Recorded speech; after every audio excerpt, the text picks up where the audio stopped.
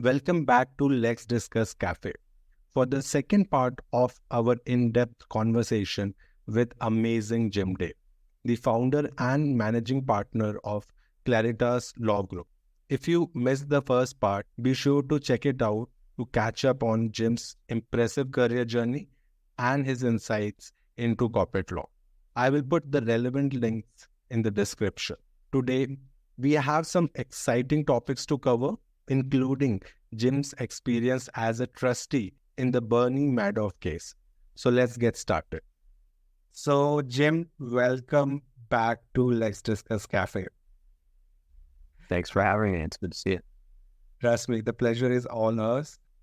So, we explored your amazing and unique background in our last podcast. So I wanted to start this podcast with one of the celebrated case that you were part of. So as a counsel to the trustee in the Madoff Investment Securities liquidation, what lessons did you learn from that high-profile case? And lastly, how did it shape your approach to other legal matters? Well, I was recruited to work on the Madoff litigation by virtue of having initially been trained as a restructuring and corporate attorney earlier on in my career. And I think that they needed somebody who had a lot of project management experience, which I brought from the military, and someone who had also had a mix of insolvency and litigation experience. And so this was a chance for me to apply some of those organizational skills I had picked up in the military and helped manage. At the time, I think we had over 1,000 lawsuits going. And I came in right as the initial complaints were being filed. The overall goal was to try to make as many investors who had lost money whole as we could. So there were really two major prongs to that. One was we were bringing lawsuits against the people who had taken more money out of the Ponzi scheme than they had originally invested. So we were suing effectively the net winners to distribute money to the net losers. And that's what we had referred to as the good faith cases. And there were also other lawsuits going on against people who we had alleged knew about the Ponzi scheme or were in some way had acted in more bad faith than the people who had simply drawn out more than they put in. So it was a really exciting time to be part of something that was making headlines, and I learned a lot about how to manage large volumes of litigation and really what it takes to scale and standardize a huge number of lawsuits across a large number of geographically dispersed legal teams. One of the more interesting things I worked on there was the trustee had been preemptively sued in the Cayman Islands as an effort to sort of challenge his authority in New York. And we were able to defend him successfully and make it so that he couldn't be sued in the Cayman Islands. That was a lawsuit that year was chosen by Bloomberg News as one of the more influential bankruptcy decisions because it affected how principle of U.S. law, which is called the automatic stay, which is something which kicks in when someone files for bankruptcy, how broadly that could be applied. Could it be applied outside the territory of the United States? So it was just something that was really exciting. And I think in everyone's career, you have certain points that you look back on and things really worked well, where, I integrated as part of a team. People sort of knew their job and they were taking ownership of the broader outcome. And that's certainly one of the teams that I felt honored to be a part of. And when I look back on it, I think of, wow, that was an exciting thing where we produced a great result, doing what I think was the right thing on behalf of people who were defrauded by Bernie Madoff.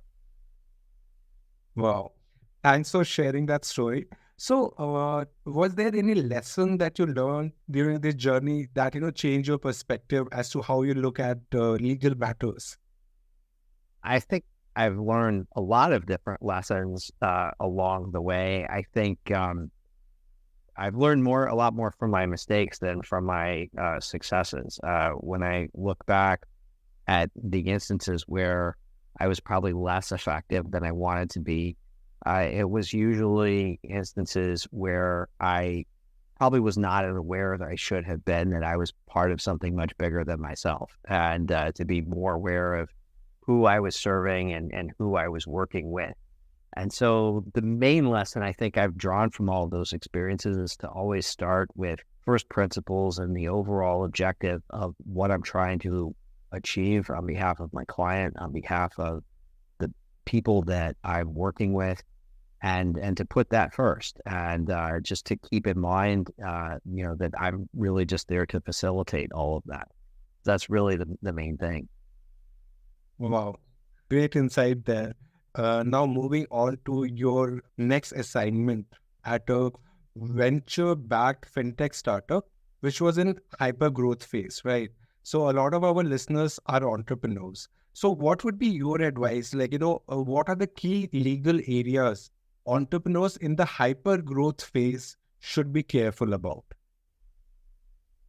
Well, I can say from the legal perspective, when you're working with a startup, which is really in a bit of an arms race with its competitors to go to market and to become the first or second player in that sphere and pick up market share as quickly as possible, you do have to move very quickly. So it does require a lot of decision-making with less than complete information. And that applies for everyone involved, including the legal team. And so there's often a lot of ambiguity. If you're bringing a new product to market, it might not be entirely clear what the regulatory structure is. There's oftentimes the processes are not as refined and iterated upon as you would find in a larger corporation. You just have to be comfortable with making decisions and not allowing the perfection to be the enemy of the good. And so oftentimes it's not about trying to find 100% correct answer. It's finding that 80 or 90% directionally correct answer, and realizing that there's no such thing as a perfect decision, and you're going to be dealing with less than complete information, and to not allow that to paralyze you. Wow, well said. And working with startup teams, one of the problems that I face is that there are certain legal terms or legal jargon or legal concepts which we, as a lawyer, we just take it for granted. So did you ever face an experience where you had to explain a legal term or legal concept to a non-legal team? Well, I tend to do that every day. And I think that in any form of communication, in or out of the legal context, something that is really useful is to be a good storyteller. And anytime, you can relate something in terms of a story which has a beginning, a middle, and an end, that usually goes a lot further than trying to break down piece by piece and in a logical sequence, why something fits this definition, therefore a statute applies in this particular way, and as a result, we should do X and not Y. Usually people are only listening for the X and not Y part and don't really care very much about the logic that preceded it. So if you can take that X and Y and maybe think of a time when you have applied it and say, I was once in this particular situation when this other thing happened, and we decided to do X and we got Y result, that's usually a better way of explaining something than just distilling it down to, engaging in the full legal analysis. Well said. So, let's talk about legal tech, right? I know we touched on this topic a little bit in the last podcast as well. So besides the things that we have already spoken about, is there any emerging legal tech that, that excites you? Any emerging trend that you are seeing will be quite impactful in the next 5 to 10 years, in your opinion? Well, like a lot of people, I'm really interested in the generative AI tools that are being used right now. Some of the ones that I've used recently take documents and summarize them for you. I've played around with some of those just to help them do things like summarize a regulatory structure, summarize certain contracts. I've even had them summarize my emails for me with varying degrees of success. Your mileage may vary around a lot of these tools. But I think all of these tools do save time. I've had less luck with having them, actually using them to try to draft things for me. I think that's something where the technology is going to take a lot more time or maybe I haven't found something that sort of simulates my own voice yet or says things the way I would like them to. But a lot of law does involve taking a large body of information and distilling it down into manageable but important bites that are mutually exclusive and collectively exhaustive. So if you can take, a 50-page document and tell a client, hey, these are the 3 or 4 things that you really need to know about this before you move forward. I can't rely on a computer, entirely to do that, but if it can give me its best guess as to what those 3 or 4 things are, for me, that helps give me a running start and makes the process a little bit more efficient. I, of course, have to go back and check its work and make sure that it's not hallucinating or something like that. But, anything that saves me time, that allows me to do a better job for my clients is always going to be interesting. Wow, well said. And, before the podcast, we were talking about your visit to India and the interesting experiences you had here. So for our listeners, would you care to reiterate your experience here in India? Sure. I had the chance to go to India about 15 years ago. I was leaving one job to start another. I was still single at the time, a little bit younger than I am now. And so it just seemed like the perfect time to take a trip. I was researching an article about a school that was getting started in India. So that was one reason for taking the trip. And it was just a place that I had always wanted to go and explore. So I flew into New Delhi, hailed a cab, which took me to Agra for the day so I could look at the Taj Mahal. And then the next day arrived and it was time to try to take my flight to Surat, which was the subject of the article that I was writing, and showed up at the airport about 10 a.m. only to find that the flight had departed at 8 a.m., which as a Westerner was not something, I didn't know that was a thing, but apparently it does happen in India where they somehow managed to call 100 people and say, you need to be at the airport 2 hours earlier. And it was only me and one other person who didn't make the flight. Turns out the other person was also an American. And the next flight to Surat wasn't until the next day. That didn't really fit with my schedule. So I ended up having to take a different flight to Mumbai, because there's plenty of flights between New Delhi and Mumbai, and decided to try to take a train to get to Surat. At that point, I was introduced to the Indian system of all these rickshaw drivers and wanted to get to Delivery train station so that I could take the train to Surat. And the rickshaw driver tried to convince me to let him drive me all of the way to Surat. There's a bit of a language barrier between the two of us, but I finally communicated, no, just take me to the train station.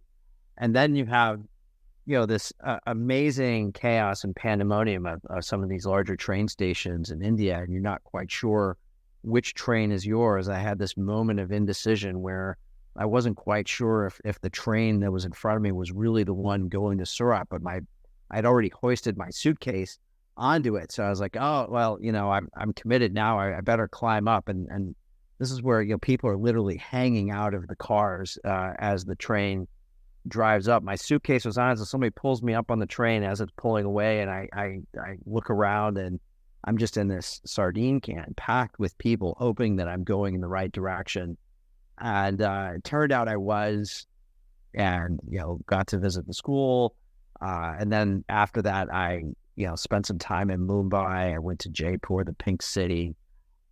mostly by train. And I highly recommend if you ever go to India, you have to take the train system because it really is a unique experience. So one of the things I really took away from that trip was I did spend a lot of time talking with, people who lived in India, and I was really impressed by how important family and spirituality seem to be within Indian culture. Like those seem to be two of the themes that came up in a lot of those conversations, and some incredibly friendly people. I don't think I've ever been to a country before where I felt quite that welcomed as a stranger. Wow, such a kind words, Jim. Thanks a lot for that. Next is rapid fire round. So are you ready for a rapid fire round where you have answered the questions very quickly? Are you ready, Jim? I'm ready. Okay. Favorite legal thriller novel? A Time to Kill by John Grisham. Well said. What is the best thing about India? The friendliness of the people. What is the worst thing about India? The fact that you can really only do one thing a day because it is so chaotic. Okay. What is the best thing about the USA? The best thing, there's so many things. I think the best thing about the USA is that Americans really do seek the best of everything. Whether you make the best wine, we import French wine. You have the best art. When we are at our best, we seek that out and embrace it. There is a reason it's called the land of opportunity, right? Right. And where I'm going with the next question, what is the worst thing in your opinion about the USA? Well, right now we're having difficulty with just getting along with one another. And, that's something that I hope we're able to work through. Right. I hope so too. We are also facing the same issue in India as well. And I also hope we also be along with it. We should not be divided into parts, right? We should somehow learn to be happy with people with whom we don't agree with, right? But anyway, getting too political. Moving on to next question. Best productivity hack for busy legal professionals? Speaking email, I have an app that reads my email to me in the morning. Wow, that's really nice. Next question is, one legal myth you would like to debunk? That there's magic words that can go into contracts. And if you don't get the language exactly right, something bad is going to happen. There's no such thing. Right. You are actually the second person who is debunking this myth. If you were in law, what career would you pursue? Teaching. Right. That's true. Okay. Last rapid fire question. If your autobiography was written today, what would be its title? I'm having a hard time with that one. I guess I would just say to be. I can't answer. I don't know. I don't really have an Jim Day on Jim Day. I'm sorry. I don't have a very good answer for that one. I'll have to get back to you. Probably we have given you a deep question to think about, right? Yeah. What's the things in perspective, right? Would it be like awesome, loyal husband? Would be along those lines? Yeah, I just hope that the thing that's most important to me, when I was younger, I used to have more grandiose ambitions about, the types of titles I might want to have.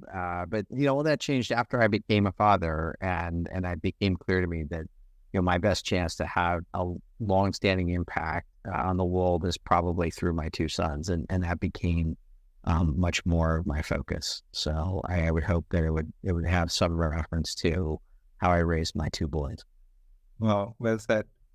Okay, this is the last question for the podcast.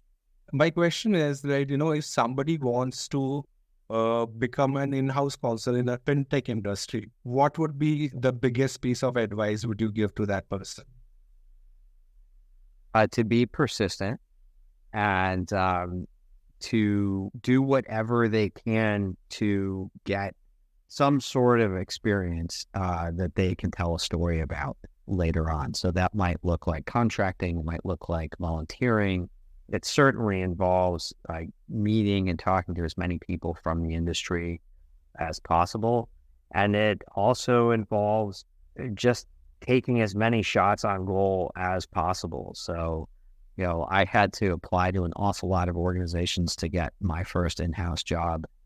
Breaking into fintech was a lot like that. It eventually happened for me through a mutual friend who introduced me to EquityZen. It's sort of cliche advice, but only because it's true that you really do need to rely on your network. But there's a couple elements to having a network. Obviously, there's the concept of digging your well before you're thirsty, and hopefully before you need to reach out to people, you've been the type of person that people are happy to hear from. And there's also, it can be done in real time, where usually when I have been intentional about expanding my network or expanding the number of people that I know, usually the people who've been the most helpful to my career aren't the people in my immediate circle. It's usually the people who are one step beyond that. So it's usually the people that I get introduced to by the people that I already know have often been the most helpful when I look back at the opportunities that I've had in my career. So, learn as much as you can, and don't be afraid to ask for help. Well said. So, Jim, thanks a lot for coming again on LexDiscuss Cafe. It was an absolute pleasure. Likewise. Thanks so much for having me. Bye, Jim. Have a good one. That wraps up our incredible discussion with Jim Day. We hope you enjoyed this episode as much as we did.